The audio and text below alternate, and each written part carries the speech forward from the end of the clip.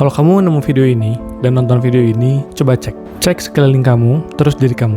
Cek video ini, terus cek lagi diri kamu. Kira-kira kamu bisa nggak ngelakuin itu secara bersamaan? Kemungkinan besar sih enggak ya, karena kita cuman bisa memberikan perhatian yang mendalam one at a time. Dan itulah dasar dari kesadaran nih. Kita bisa membedakan yang mana subjek dan mana objek. Kita bisa memisahkan mana subjek, mana objek. Apa yang kita perhatikan dan siapa yang memberikan perhatian, baik itu dari dalam ataupun dari luar. Sayangnya sekarang ini kita punya terlalu banyak stimulus atau penarik perhatian dari luar. Sebutin aja ya, video ini salah satunya. Belum lagi tontonan, sosial media, TikTok, Instagram, dan segala macam. Sehingga kemampuan atau kesempatan deh kita untuk memperhatikan apa yang ada di dalam ini menjadi semakin sedikit. Apa yang ada di dalam sini jadi semakin jarang terperhatikan. Padahal ya, kesadaran ke dalam diri atau yang kita kenal juga sebagai self-awareness itu merupakan hal yang penting supaya kita bisa melakukan banyak hal, termasuk pengembangan diri. Kalau kita terlalu banyak memberikan perhatian keluar ke objek-objek di luar dari kita dengan tujuan untuk mendistraksi, yang di dalam sini akan semakin sulit untuk kita kenali, sehingga kita jadi tersesat di dalam diri sendiri.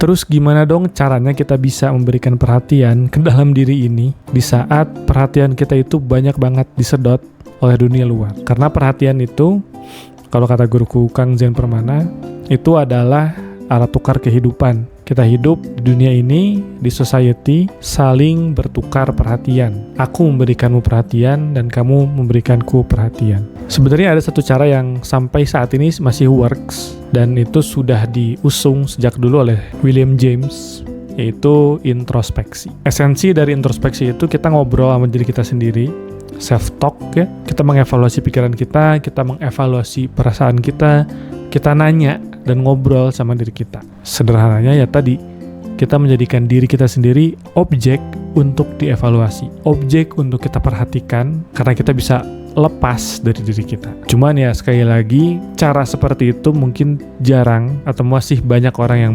belum melakukannya karena sulit dan tadi ya sudah terlalu sering terpapar oleh stimulus dari luar dan jadinya bingung mulainya dari mana. Maka dari itu ada satu cara lain, masih ada kaitannya dengan introspeksi, tapi kita bisa membuat pikiran kita atau diri kita lebih tangible, lebih nyata, lebih terlihat. Apa itu? Ya, menulis. Aku pribadi udah cukup sering menulis dan memulai karirku di bidang menulis sejak tahun 2016. Sejak saat itu aku hanya menulis untuk ya bekerja, untuk mencari uang, untuk ya hanya sekedar mencatat lintasan-lintasan pikiran, bikin cerita. Tapi jarang aku meluangkan waktu untuk menulis, untuk menumbuhkan kesadaran. Hal ini sendiri baru aku sadari ketika aku menulis journaling ya. Waktu itu keadaannya aku lagi benar-benar penat, lagi benar-benar pusing, dan emang lagi pengen ngungkapin unek-unek aja. Aku keluarin, aku tulisin, tapi di tengah jalan aku mentok.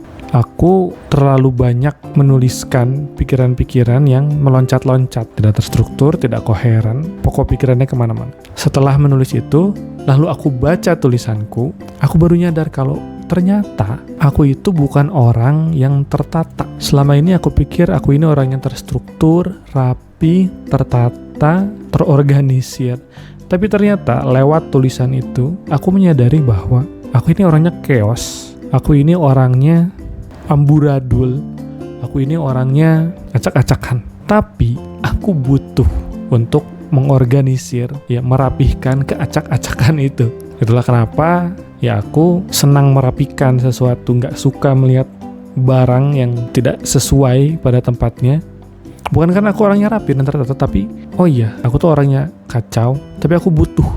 Karena aku tahu dengan menata, aku bisa lebih mudah menavigasikan diri. Ibarat kamar yang berantakan, kapal pecah ya, berantakan, barangnya berserakan di mana-mana, kita kan jadi susah untuk gerak, untuk jalan. Tapi ketika kita udah beresin, kita jadi tahu, kita lebih mudah berjalan, kita lebih mudah menavigasikan diri dalam kamar.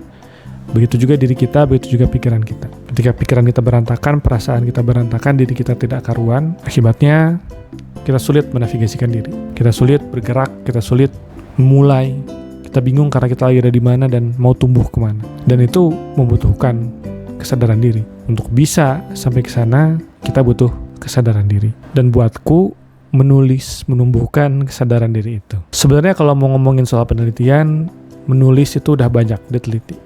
Salah satunya adalah oleh James Pennebaker ya. James Pennebaker ini dia terkenal dengan Pennebaker Paradigms-nya. Dia salah satu ilmuwan yang mencari tahu apa sih pengaruhnya menulis dan kesehatan mental. Apakah menulis itu bisa meredakan stres seseorang dan meningkatkan kesehatan baik mental maupun fisik seseorang.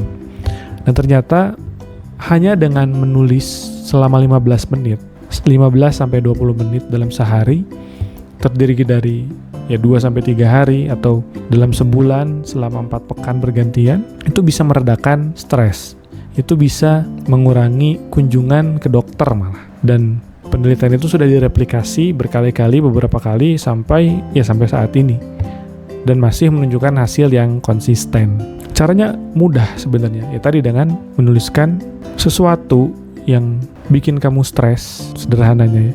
Sesuatu yang mengganggu pikiran dan perasaan kamu, tuliskan ke atas kertas. Hubungan dengan kesadaran adalah kadang kita sendiri merepress atau mengabaikan perasaan kita. Ketika kita merasa gak nyaman, ketika kita merasa stres, ketika kita merasa ada yang tidak baik-baik saja dengan diri kita cenderung tadi mengalihkan perhatian keluar, karena ketika kita mengalihkan perhatian ke dalam itu gak nyaman.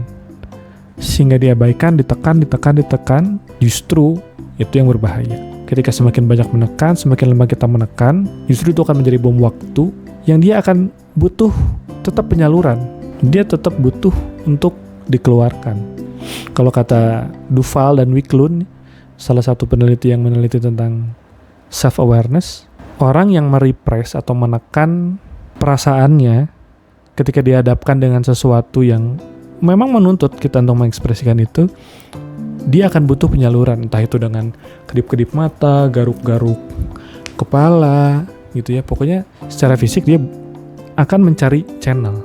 Kalau misalnya kita tarik ke konteks yang lebih luas, dalam rumah tangga misalnya, ketika seorang suami yang tidak bercerita, ketika seorang suami yang memendam, ketika seorang suami yang sedang tidak baik-baik saja, tapi dia dituntut untuk tidak bercerita karena society, karena konstruksi sosial yang membuatnya demikian, sehingga dia nggak punya orang untuk mengeluarkan keluh kesahnya, itu semua akan terpendam, dan bahayanya di rumah dia bisa KDRT, di rumah dia semarah-marah, karena tadi sesimpel memendam, tidak bercerita. Ya mungkin tidak semua orang juga terbiasa dan sanggup untuk bercerita. Oleh karena itu setidaknya menulis adalah salah satu jalan untuk kita melakukan atau menyalurkan pikiran dan perasaan itu.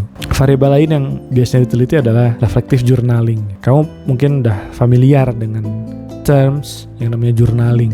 Cuman journaling itu kan proses taking mental notes terhadap apa yang kamu pikirkan, taking notes terhadap apa yang kamu pikirkan dan yang kamu rasakan. That's as simple as that. Tapi kalau reflective journaling itu bukan hanya sekedar menuangkan apa yang dipikirkan dan yang dirasakan, tapi juga merefleksikan apa yang dipikirkan, apa yang dirasakan, apa sih maksud dari pikiran ini, apa sih maksud dari pikiran itu, sehingga masih sama, itu bisa menumbuhkan kesadaran. Ketika kita menulis, misalnya kayak yang aku lakukan tadi di awal, aku menulis, aku berefleksi terhadap tulisanku. Bukan hanya sekedar dituliskan, tapi dibaca dan dievaluasi. Ternyata aku menemukan bahwa diriku begini dan diriku begitu. Kesadaran itu yang penting. Kesadaran itu yang menjadi dasar supaya kita bisa bertumbuh, supaya kita bisa mengenal diri kita dan mengambil langkah-langkah yang lebih tepat. Ya sayangnya di negara di mana literasi pun masih rendah, yang menulis menjadi sebuah kelangkaan dan sebuah aktivitas yang jarang orang minati dan jarang orang mau tekuni. Padahal manfaat di baliknya itu sangat banyak ya. Bukan hanya sekedar untuk mencari uang, bukan hanya sekedar untuk yang sifatnya material gitu ya. Tapi menulis pun bisa kita gunakan sebagai bentuk intervensi untuk kesehatan kita, untuk making sense diri kita, sehingga kita bisa setidaknya sedikit lebih baik-baik saja hidup di dunia ini. Dan video ini juga sekaligus sebagai pengumuman, aku bakal launching writing workshop yang judulnya Writing for Wellbeing. Dimana Writing for Wellbeing ini yang stage satunya ini atau chapter 1 ini merupakan dasar dari keseluruhan bangunan atau model dari intervensi menulis yang aku rancang. Karena ngomongin well-being itu udah paling atas, sudah paling top. Nah, dimulainya dari mana untuk mencapai well-being atau kebahagiaan atau kesejahteraan mental?